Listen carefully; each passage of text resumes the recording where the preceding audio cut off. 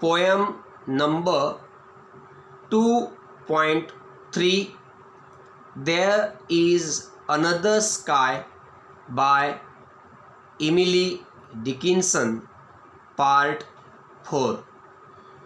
Hello dear students and dear friends. In my last video lecture, I discussed the margin activities and the figures of speech in the poem There is Another Sky.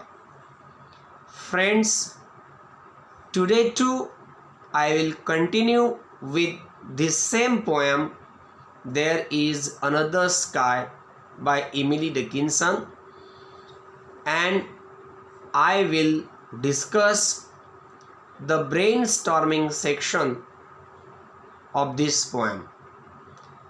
So friends, open your textbook of English and see the brainstorming section of this poem on page number 77, or you can also read the activities in the brainstorming section on the screen in front of you. Now see the first activity, A1 activity, first activity from A1. Imagine your younger sister is not paying attention to her studies and seen wasting time playing games on her cell phone. Suggest some ways that will help her to concentrate on her studies and overcome her bad habit. Now friends, this first activity from A1 and the second activity from the A1, these both the activities are to be solved by you at home on your own. I am not going to discuss these both the activities here. You will have to solve these both the activity, this first one that I read now and the second one. You have noticed that many of your classmates are not interested in outdoor games or participating in co-curricular activities. Discuss some ways in which they will be encouraged to participate in activities. Now the second activity from A1, these both the activities are to be solved by you at home individually, and you will have to write the answers of all these activities. Now I would like to go to A2 activity. The first activity from A2 is discuss with your partner and complete the web highlighting the sad and gloomy aspects of life mentioned in the first part of the poem. Now I had already explained you that the first part of the poem, that is the first 8 lines, that is the octave of this poem, highlight the sad and gloomy aspects of life, and this activity is based on the same only. Here you are given an incomplete diagram, a wave diagram.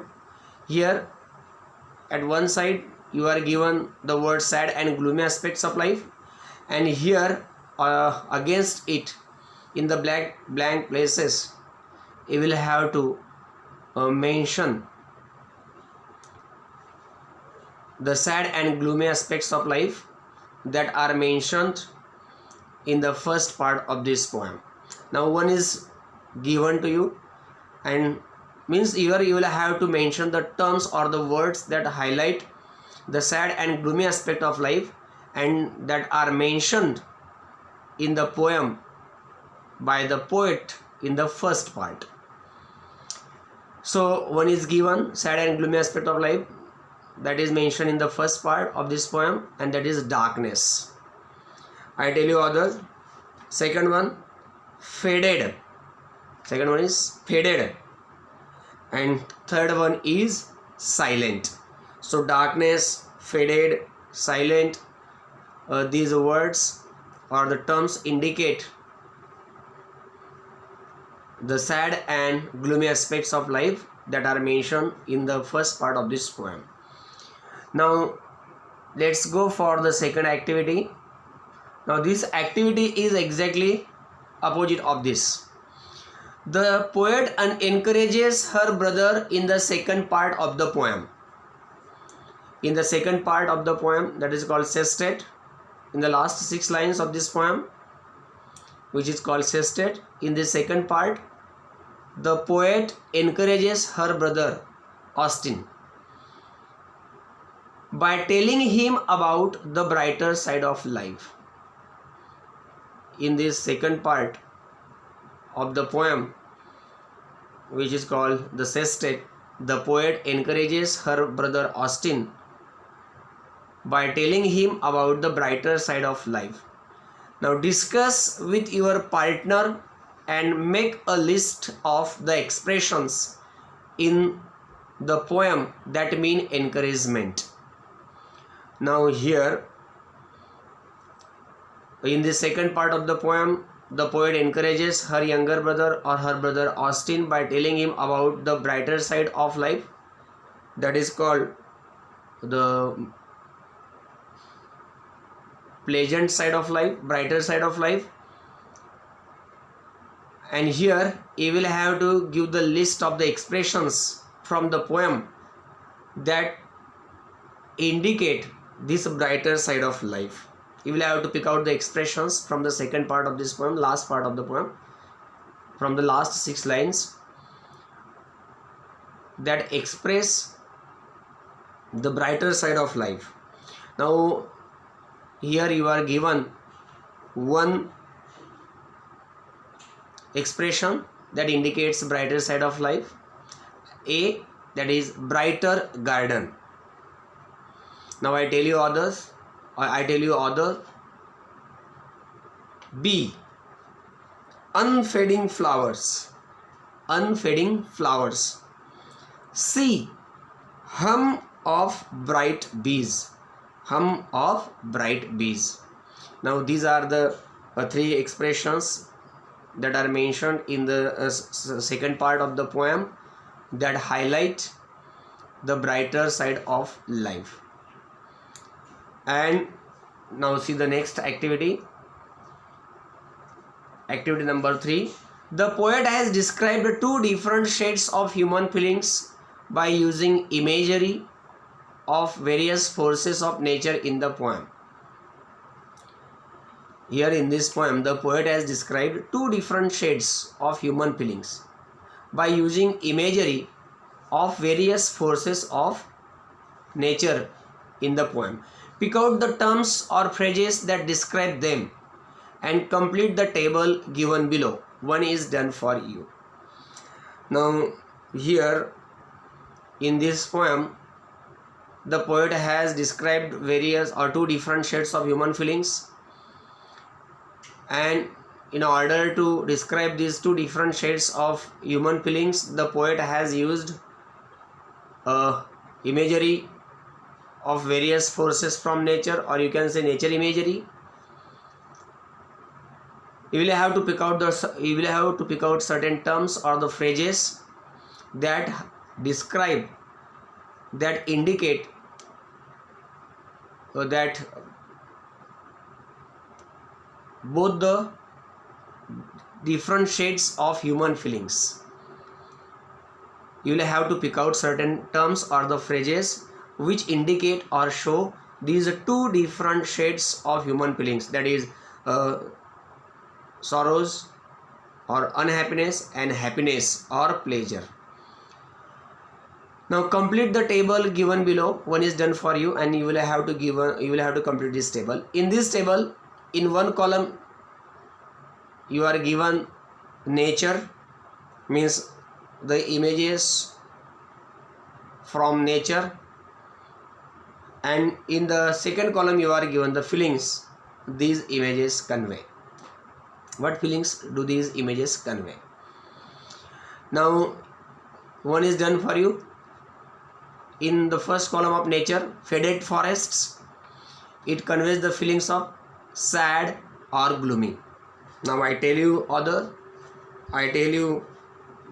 the remaining or other images.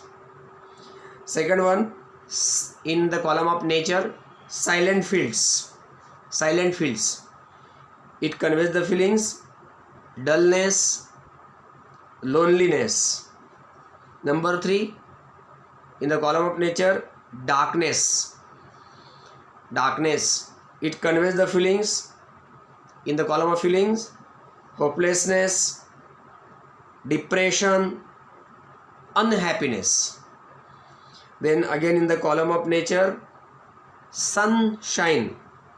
It conveys the feelings hope, happiness, pleasure.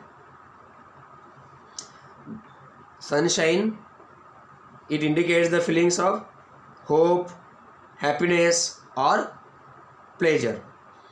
Then brighter garden. In the column of nature, brighter garden.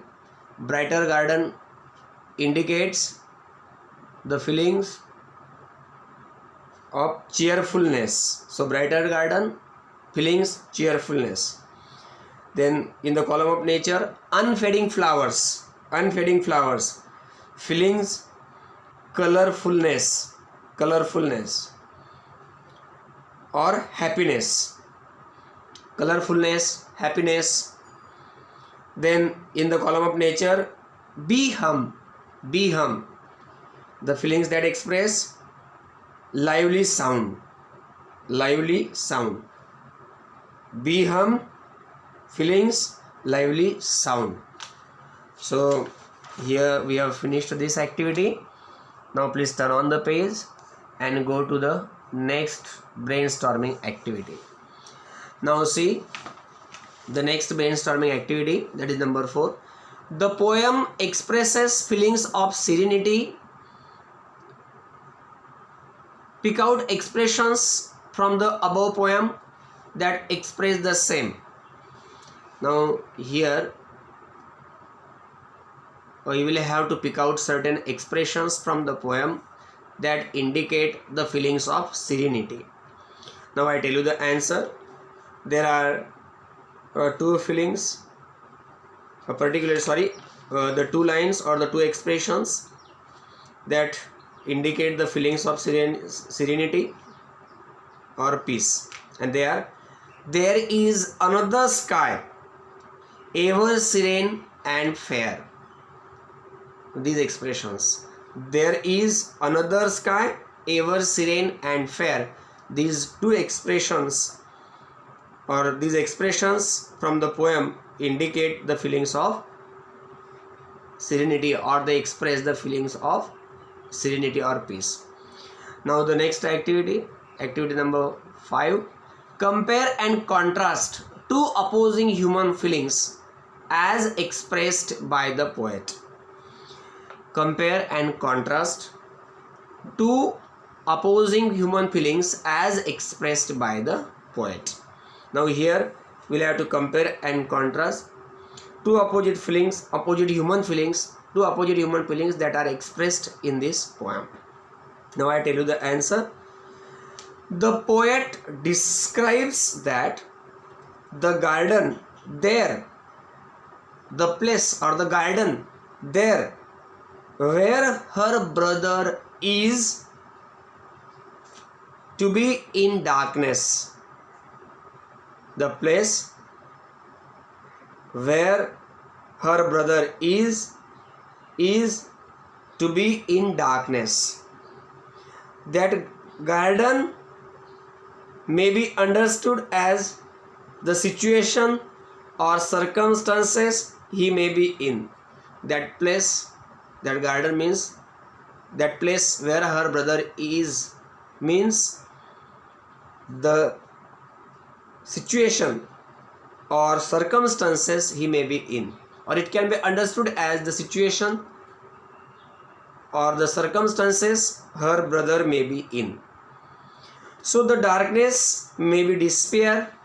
So the darkness can be despair or lonely, hopeless situation.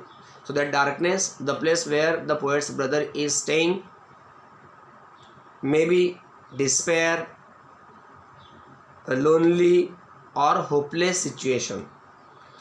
The garden is also called faded forests and silent fields, or that place where her brother is living, or it can be called the garden where her brother is living, or the place where her brother is living is also called as faded forests and silent fields. This is first situation, first kind of feeling.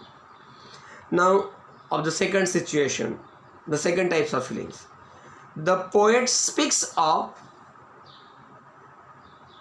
a place that has another sunshine, is serene and fair and evergreen, a brighter garden that has unfading flowers, and a place where she can hear the bright bee hum.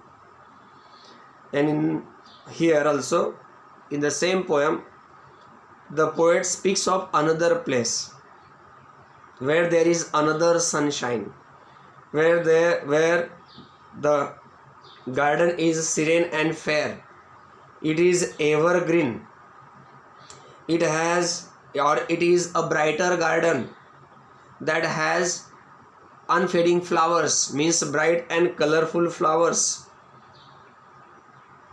and that is the garden where she can hear the bees hum, or she can hear the bee hum. In all, the other place is colorful and lively. In all, the second place, the other place, a brighter garden, that is her place, is colorful and lively, or it is very pleasant, full of happiness, where one can feel cheerful and hopeful.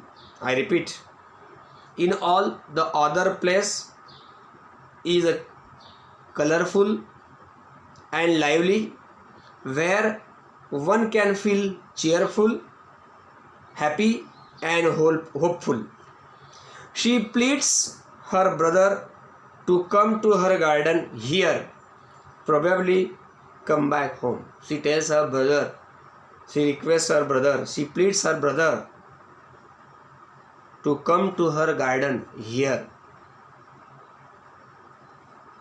which is serene and fair forever, and that has colorful and bright flowers, and where the bees hum.